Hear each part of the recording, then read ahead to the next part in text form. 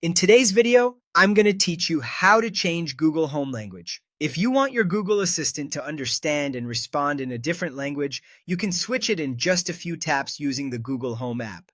This changes how your assistant speaks and listens on your Google Home and other linked devices, and it doesn't affect your phone's system language. Make sure your phone is connected to the internet and that you're signed in with the same Google account you use for your speakers.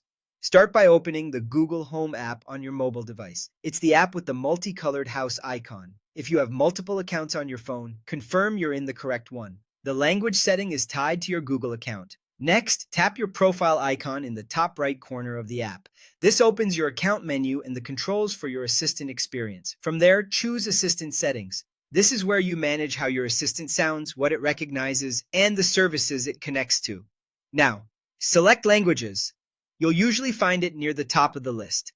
Here you'll see your current primary language, and if you've set one up before, a second language as well. To make a change, tap your current language to replace it, or tap Add a Language if you want your assistant to understand two languages. Adding a second language lets you speak naturally in either language without switching back and forth in the app. Keep in mind, some advanced features or services may not be available in every language, and pronunciation can vary by region. So pick the option that best fits how you speak. Finally, choose your preferred language from the list, such as English, United Kingdom, Espanol, or Francais. You'll notice regional variations for many languages. Selecting the one that matches your accent can improve recognition. After you pick a language, the change may take a moment to sync across your assistant-enabled devices. Give it a minute, then try a quick Hey Google command to confirm the new language is active.